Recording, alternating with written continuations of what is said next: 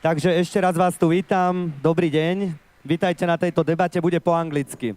So welcome at this discussion, it will be in English. This is my very good friend Vic Galloway from BBC Scotland. Hello. At the beginning, I must say that Bratia Brabenec broke his leg, so he won't join us. Bratia Brabenec from Plastic People of the Universe. And Svatja Karasek is ill. He is anyway in the car, stuck near Bratislava. So Svatja will join us probably at the end of this debate. I hope so. We will see. Anyway, I would like now to welcome my good friend Sasha Čeparuchin. And he is the producer of Pussy Riot show, which you will see tonight. Plus, he is involved in all international support for them. He was producing one of the biggest Russian festivals, great promoter, and he was in charge with Paul McCartney, Madonna, and all other giants who were supporting Pussy Riot. Maybe at the beginning, so it's him. Maybe at the beginning, why we have Pussy Riot at Pohoda. We have them because we want to be a celebration of freedom, and we say it very often, but we don't want to have it as empty words. We want to really show it with dealing with lineup, visual art, and everything. And I think that Pussy Riot are one of examples how it can end if the politics and power is abusing the power they have, the power which is coming from our votes. What can happen? We can see it also in example of Moldova, and we could see it also in example of Pussy Riot. Why we choose Bratia Brabenec? Because in 70s, the reasons why members of Plastic People were imprisoned were nearly the same like now in case with Pussy Riot. They were very similar. They were like based on vulgarity and dealing at action against system. And I think that in a society like is common Russia, you have to deal with strong messages. It's not, we can do easy things like concerts, festivals, we can do visual art, but it's not easy to do this in autocratic system. So this is my beginning, and what's also important to me when I started to read the book, at the beginning of the book there is one thing which surprised me, that the crew of Pussy Riot were also remembered what happened in 1968. There is a mentioning of occupation of Soviet and other communist countries' armies about the invasion to Czechoslovakia, and I was surprised that they remember and they care. And I was surprised that they care also about our history. So this is also one of very important message from them. So and now I want to ask Sasha to welcome the members of Pussy Riot. Yeah, добрый день. Hello and thank you, Děkuji Misha, for telling good words about me. I am initiator and producer of this show, and everybody are equal in this show. I mean, we are all, let's say, Pussy Riot now, and I want to invite my colleagues to stage, and I will introduce them all. Could you come, please?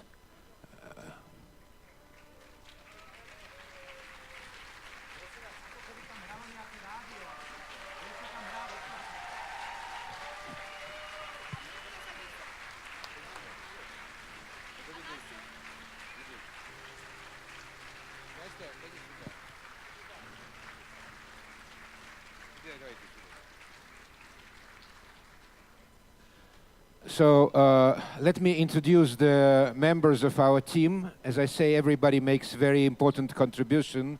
So whatever we do. First of all, the writer of the book, which actually is available outside of this tent.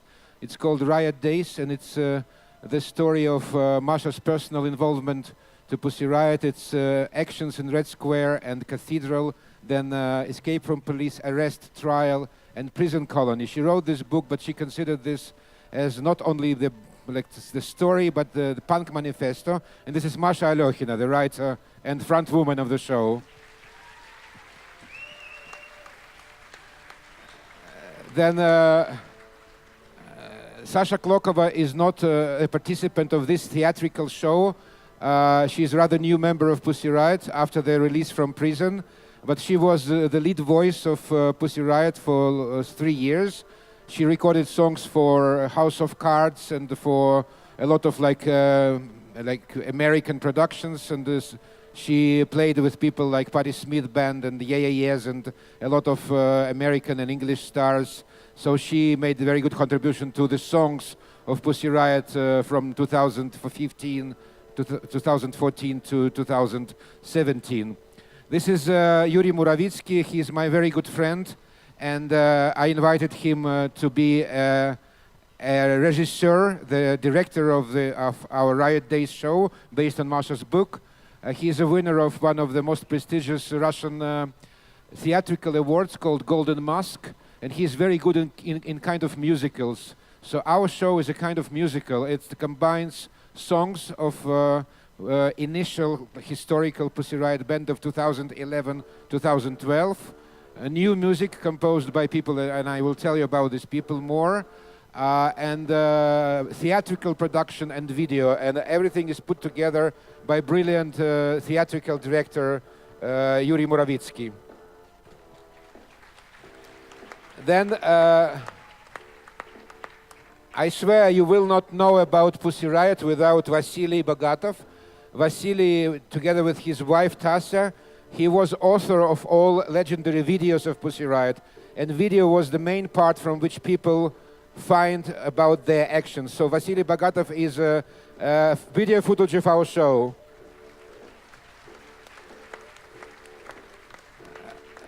Then we have a wonderful musical duo called AWOT.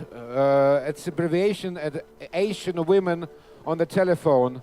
On keyboards and drums and composition and electronic effects, Max Avot. And then another member of the duo, it's Nastya Avot. She is also a very important hero of Masha's book, the bass player. She was one of the co-founders of Pussy Riot. She was a bass player and one of the lead voices, and she was the person who brought Masha to Pussy Riot because they know each other from 7 years old. Nastya Avot.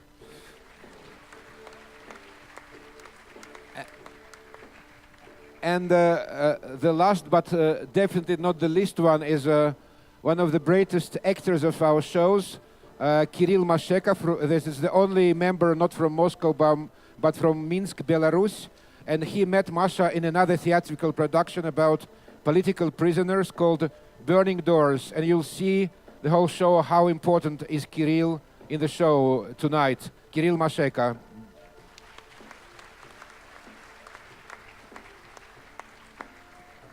Okay, can you hear me? Is that coming out loud and clear?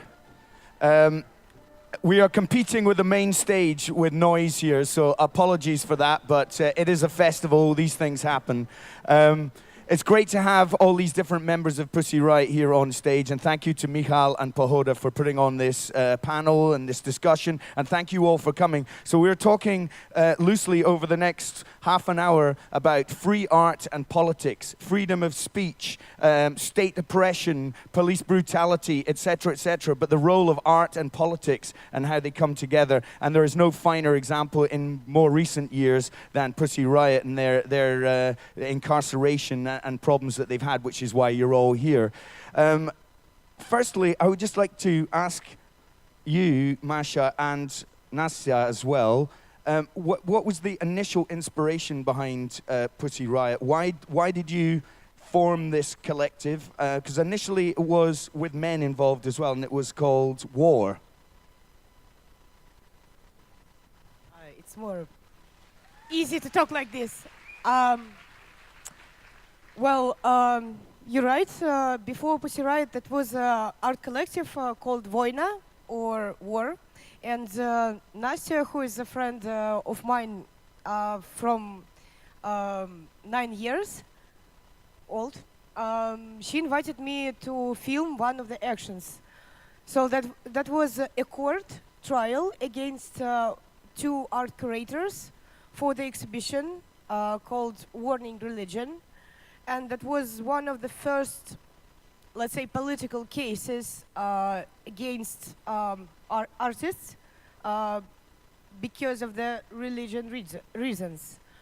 And Voina group decided to go inside the court, to the courtroom, and perform there a song called All Cops Are Bastards, with so they created improvised musical band named Dick in the S, and and went there, and that was my first political action. And Nastya, I think, can talk more about Voina because they made several actions together. And well, after that, that was a separation of this group because the leader of this group, he was very like complicated person, let's say, and girls decided to do Pussy Riot. So Briefly. it became, there were men involved, and then it became a sort of solely female and feminist collective. Do you want to tell us about the early days of Pussy Riot and your conversations and your discussions and what you wanted to do? At first, Pussy Riot, after Vaina separated, Nadia and Katya Samutsevich, they decided to make their own band because they didn't want to exploitate this brand Voina. And they decided to make a feminist punk group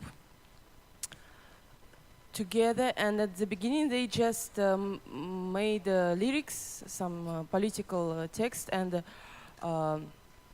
music they made of samples, like they took some piece of any punk band and make a loop and put the lyrics on this music.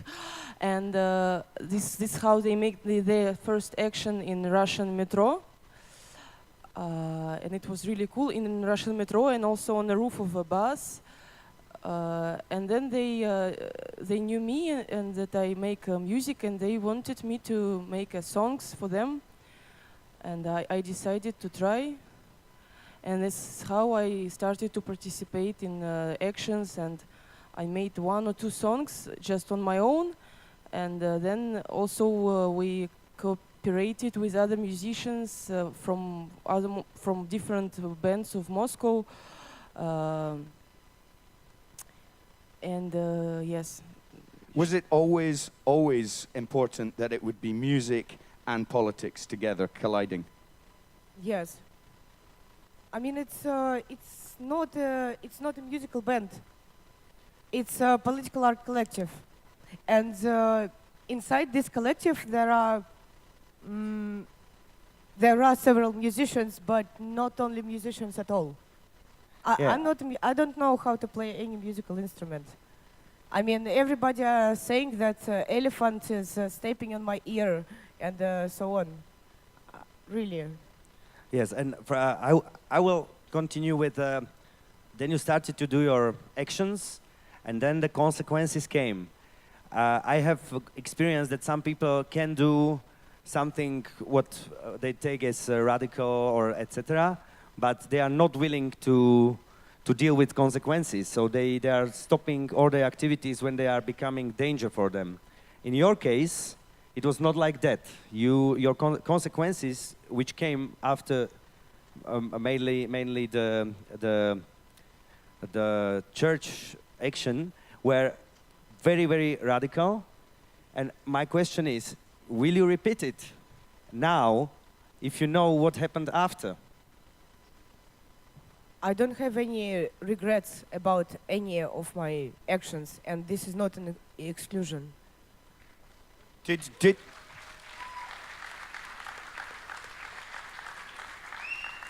you think that when you did the punk prayer in the cathedral in Moscow in February 2012 that the consequences would be so bad? Did you think when you were planning the protest that it would have this effect? Effect of criminal case? No, we didn't. But you know, if you're doing political activism in Russia, you can expect criminal case even for the Facebook post. You know. So this is reality, but this is not a reason not to do anything. So, in terms of your political activism now, if you know that your actions can have such, serious effects, are you living in Russia? Are you still living in Moscow? Yeah, I'm living in Moscow. I think we all living in Moscow, except Sasha. But Sasha is living half Moscow, Kirill. half traveling all the time. So yeah, yeah. Kirill live in Belarus, which is a special topic. But tell us about that first action that got you so much. Well, put you in prison. Tell us about the punk prayer. What was going through your head, the plans before doing that? Because this has... That's what we are going to tell you today, tonight. In the show. 1 o'clock at the Buddhist stage. But, I mean, it will be with theatre, it will be with performance art, it will be with music. Just while we have an audience here, what was the planning like when you were sitting in someone's The plan flat? was to do it. Because it's very, it's a place with a lot of security, and there are some things which you should plan practically. For example, guitar, you should somehow go through this metal things. And we rehearsed about maybe 3 weeks, about a month, every day. So that was not just, and after the action, everybody were totally disappointed because that was only 40 seconds. It was just one verse and one chorus, and everybody thought that it's fail, and we should not upload it, but it happened, and I mean.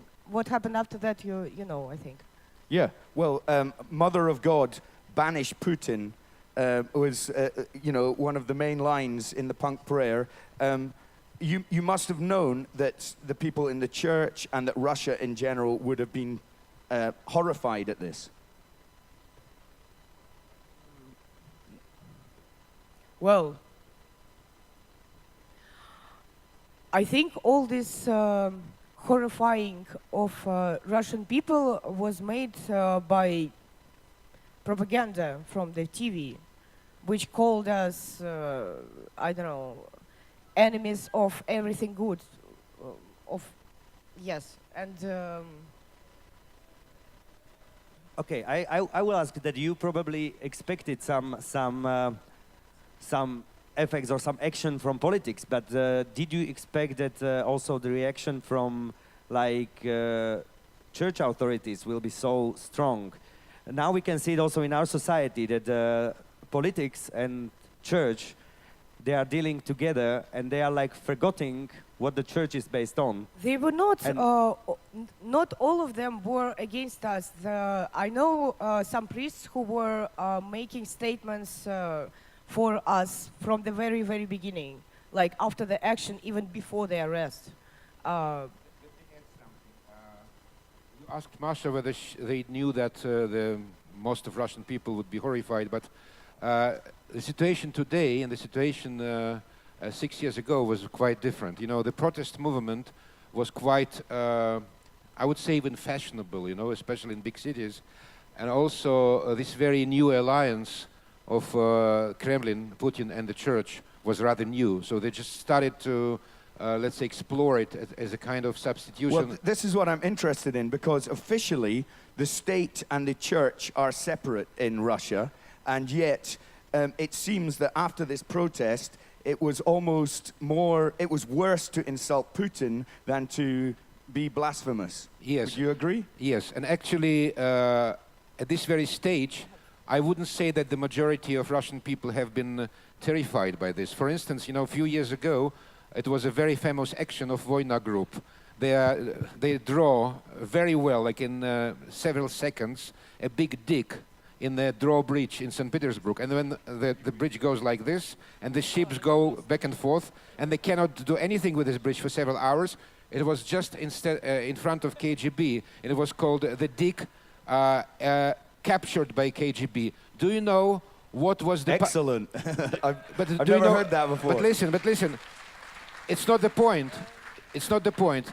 If you know, probably you don't know, but just guess, what was the punishment for the authors of this action? Just guess. Imprisonment? This was National State Award Innovation, annual award, $50,000 by Ministry of Culture. Not just Ministry of Culture was the founder of this award, but it was a bunch of independent experts. So these guys, they got an award for this. So in other times, in like 10 years ago, these girls could get an award for this kind of action. Well, I'm just going to ask you that.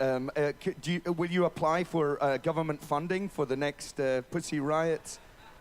Maybe state sponsorship of Pussy Riot, new art project? I don't think that I will apply for any government award, firstly. And Why not? I think we should not talk only about me, because what we're going to show today, it's it's collective work, and the most important thing for me is to tell this story from the first action which I participated to the last day of prison. And this is, for me it's a chance to tell you that if you are not agree with authorities, with the state, with somebody who is ruling, let's say, your country, you can do something. And this is kind of, it's not a manual, of course, but it's kind of a practical thing. We're here because we made it together, and I think it's more important to talk about this, not only about not about state award from Russian government, which sucks. Yeah, we're here because anyone can be Pussy Riot, and that's why it's big thank you that you're coming, and you really don't have to forget that it doesn't matter, do you have a dick or do you have a vagina? Maybe you got a head, so you can make some, these holes and be Pussy Riot too. So come on, take your heads. And you can be Pussy Riot and you can be disagree, but you can be free.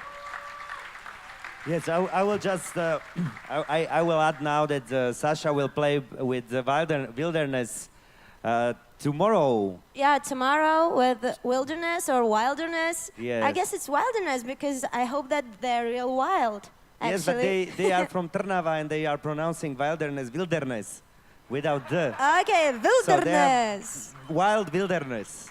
Okay. But I will ask Sasha one thing, that you said that the situation now is better. But when I spoke with my colleagues from Russia, they told me that there are many, they called it... Where situation is better? Excuse me.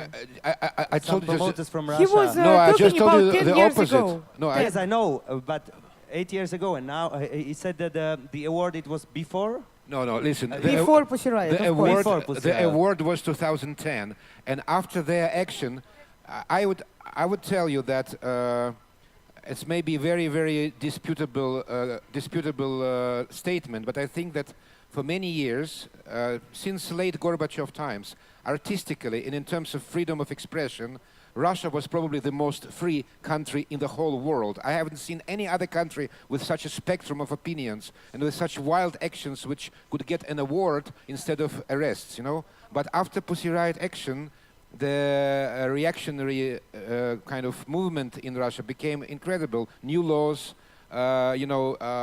incredibly repressive laws. And Pussy Riot have been put to prison against the law. Against. They deserved maximum like 5 days of community service. Officially, yes, for administrative violation. But they were accused by, with hooliganism based on religious hatred. They never had this religious hatred. That's why people like me were like shocked, and that's why we started to act and involve all these Paul McCartney, Peter Gabriel, all these celebrities to sign letters, to make video statements, whatever. Now the situation is much worse. Now legally, by law, you can be put to prison just for Facebook posts. Yes, this is what I wanted to ask, because so I had a worse, mess with not timing, better. so I'm sorry for this. But maybe it's important to say it here, because now many people in Slovakia are becoming are starting to admire Putin, because they are describing him as a savior of values. And my friends promoters are saying me that the stories when they call it orthodox extremists are blocking the venues. So when they are blocking in the whole evening, the police is doing nothing with that, and the band just can't play. They have an empty club. The authorities are not dealing with that, and after the show, the extremists or stupid idiots go home, and nothing happened. So this is what I hear from Russia. Yes, but it was all artificially created by Russian state propaganda. It's not like natural process that all of a sudden Russian young people became so radically orthodox or so-called orthodox. It's all provoked by the state. It's all provoked by propaganda. They want somehow to protect their power by this. Can I ask a very simple question, which is which you can answer in any way you like? But why do you think the Russian people love Putin so much? Why? Because firstly, all the media belongs to Putin and his friends. All the media provide the information which is like pure propaganda, and especially from the spring of 2014, when Crimea's annexation happened, they provide this quasi-war situation, so this searching for the enemies inside the country and outside the country as well, and this like invisible war situation. So all the people kind of should unite because we have a war and an enemies and all the shit. It's it's very simple totalitarian discourse when you separate people, your own citizens, and tell that these people are others, they are enemies. You should like fight with them. It's a very simple method to keep the power. And similar to talking about immigrants or being racist or anything like this. Blame them. They are the enemy. If you get rid of them, they will solve our problems. In our country, it's not about immigrants. It's about people. It's about oppositioners, actually. It's about oppositioners, like people who are in the opposition from Putin. All these people who are going to the squares, who demonstrate, who make actions, who make protest art, and so on, they are saying that it's like spies from the West, and they should be beaten, they should be imprisoned. They should leave the country because the country do not need them, and so on. So, what do you feel like the reaction from people in Russia and internationally has been to the whole Pussy Riot protest phenomenon? Because the internet, Skype, social media has obviously helped you, but it's also helped the enemy, if you like. Tell me what the reaction has been. Do you think more people have gone towards Putin because of Pussy Riot, or there are people who are on your side more? I think it's not about Pussy Riot, it's about all people who are, I don't know, just speak and do. Of course, social media is one of the last methods of doing this. Because as I said before, all the TV channels, big newspapers, it's it's all belong to Putin's friends, and there is no possibility to speak there. It's, I mean, a lot of people in Russia, I mean, not from Moscow, they are watching this TV all the time, and the effect comes very fast. They start to speak like this propaganda speakers. So it's state brainwashing via the television, but they're also perhaps controlling And or fake news as well. Yeah. Okay. Fake news is something that everyone is talking about nowadays. It's very interesting. How much do you find the stories about Pussy Riot in Russia being fake news? I mean, well, maybe Sasha, you want to talk about this? Actually, I'd like other participants. Okay. What?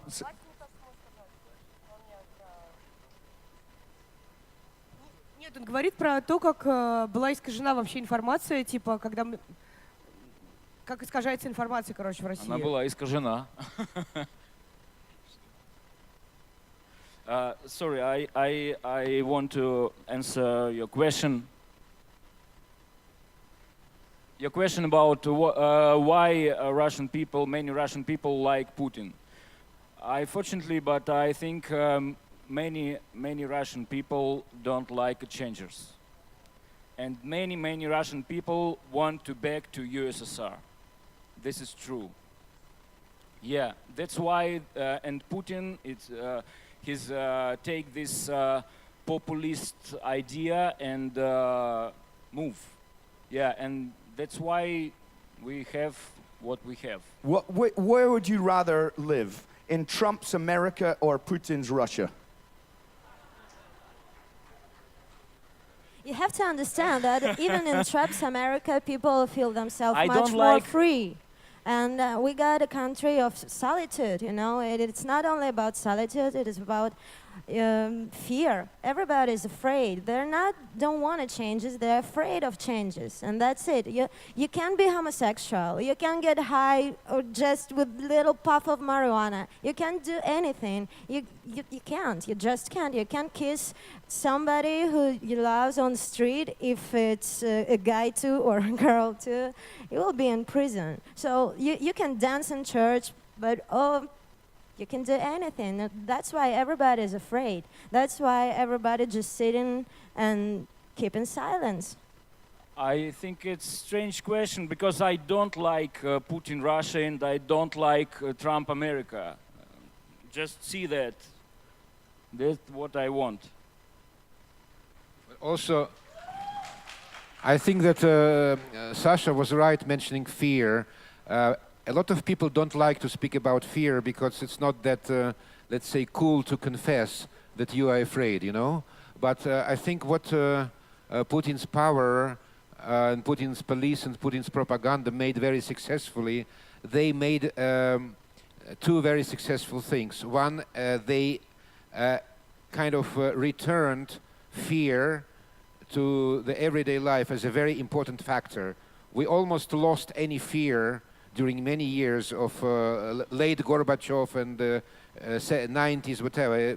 Okay, it could be fear from, I don't know, like so-called mafia, whatever, but mafia was like in a different dimension, in a different universe, you know? But the political fear didn't exist. And the second thing is money. You know, a lot of so-called liberal people, liberal, let's say, journalists, liberal even TV stars, they became very, very efficient, talented, professional, strong, and cynical propagandists of Putin's regime, because I know that their salaries are up to 70, 80 millions of euros just to be TV host a year. 70, 80 millions of euros a year, you know? It's very, very strong incentive to get like a multi-millionaire in 1 year, and at the same time to eliminate your fear and to say, oh, now I like this regime because they feed me, they give me good money, they give me like good life, and I would And some people, they really, really start to believe, but I know some of these people, they really start to believe that now they are doing the proper thing, and before they were childish, they were pro-democratic, they were pro-human rights. It doesn't exist. So Are you, as Pussy Riot, the collective, are you scared? Do you have fear? Oh, you know, when guys ask me to sing a song for House of Cards, all of my guys, all of my band, they said, no, no, Sasha, don't do that. You will be in prison. No, no, no, don't do that, please. Because so you're just going to say, fuck prison, fuck government, fuck everything. I'm a musician. I can do anything. I can sing everywhere with everybody. That's the point. That's the point to make music. So, of course, everyone is afraid in our country, but it's just when you maybe that's why in Russia it's much more harder to go outside to get a visa or something, because when you came out, you know, you see other people, you see people like you see people like much more free people. So of course you started to understand that you don't have to afraid at all, because yes, maybe in Russia this fear makes people hate Pussy Riot, you know, or don't understand Pussy Riot. But in the other countries of all of the world, everybody just trying to be with us. Actually, we just had police in our apartment where we live and where we rehearse. They came. Он просит повторить, потому что ни хера не было слышно. We just before going here, we had police in our apartment, and they were looking for some hippie illegal workers in our apartment. It was after our rehearsals, because we usually rehearse at home. Hippie illegal workers. Yes. It's because of my clothes. I must come back a little bit to you, to the guy next to Sasha. Sorry, I don't remember your name. Yuri, at the end of your answer to Trump versus Putin, blah, blah, blah, you showed to your T-shirt that, look, and you put your hand to the red star. And for me, I must be honest with you, for me this symbol is the same like swastika, because under that red star, there were people in prison in Czechoslovakia. Under that symbol, the Bratia Brabenec were imprisoned, who was like planned to be here. And I think that also this was the regime, or under that symbol, you were starting to build so closed society that you are so close till now, because this is also something which is connected to this, from my point of view, tragic and the most sad part of your history. So I'm for the devotees.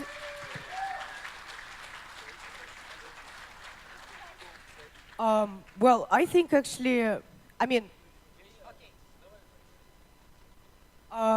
think what is going on now in Russia is so-called reconstruction of Soviet Union. So all these populist rhetorics, which is provided by Putin, it's like we should be as great as Soviet Union was. And there are new monuments of Stalin appear in the center of Moscow. There are several hundreds, sometimes thousands people going with flowers in the birthday of Stalin to his monument and so on. And I think it's very dangerous. It's very like polite word, what is going on, because as we all know, Putin used to work in KGB. He was a KGB spy, and one of the main power now in Russia is FSB, the security service, former KGB. And we have a lot of things which, if I will speak about this, you probably will not believe. For example, we have on 20th of December, we have a birthday of Cheka, of the system which started the Red Terror. And the Dzerzhinsky created it. So, for example, we as a Pussy Riot, we came to the front of, to the main doors of FSB with a huge banner, Happy Birthday Executors. And very funny story happened after that. We've been arrested, of course. We spent 2 days in the cage in the police, and that was very funny court after that, because the official, let's say, official administrative crime was that we, how to say it? А как быть мешали по-английски? Мешать. We disturbed a way for the citizens to go inside FSB building officially because of. So you blocked the entrance. Yeah, officially we blocked it. That's a crime. That's a crime. You know, you finished, Masha? Yeah. Yuri, can you tell us with You know, answer to yes. Mikhail's comment? Yes, of course. For me, it's not a symbol of Soviet regime. For me, it's symbol left movement, true left idea, you know. And for me, it's not the same. Soviet regime, it's not true left movement. Okay, but again, okay, I can agree with it, but I will disagree, because also many people who have swastika are saying that it's just symbol of sun, and I think that this symbol is so strong. It's so strong to me that I'm scared of this symbol, to be honest. I'm scared of this symbol. You don't have to scared of symbols. Yes, you know, I know. I got a tattoo with the music K on my hand. Yes, I know. And the but taxi driver told me that if you were in prison, this symbol, it means that I'm a master of blowjob. Sorry, guys. Excuse me. You Okay, can okay. Sorry. believe in Some- symbols, Somebody of calls you. course. Somebody calls It's you. like stereotype, you know. I hate stereotype. yeah, so also swastika is a stereotype if we say that it's Michal, a but for fascist instance, symbol. Guys, we have to stop because somebody calls you.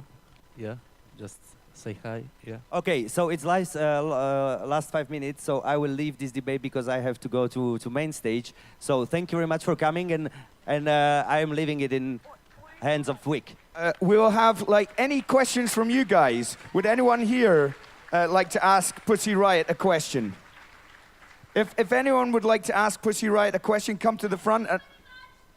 Thank you very much. That's good. Would anyone like? You can come and speak on this microphone. I'll jump down. Anyone, please come to the front. Make your own protest if you want. No, everyone's too shy. Okay. Well, I have just something to. Yeah, you want to do one? Okay, here we go. Hello, I'm a Brazilian guy. My English is not very well. We have a president in the prison now. Free Lula! Okay, there we go. Free Lula. Anyone else? Yes. Yuri, in general, I have the same question, like this was not finished, about the symbols. I'm a little bit older as all you, no, not all of you, yeah, part of you are younger as me.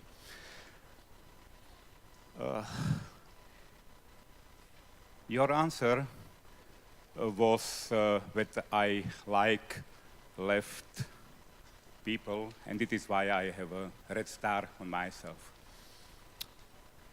You know, really, red star, maybe for you is a symbol for a left, but it is not.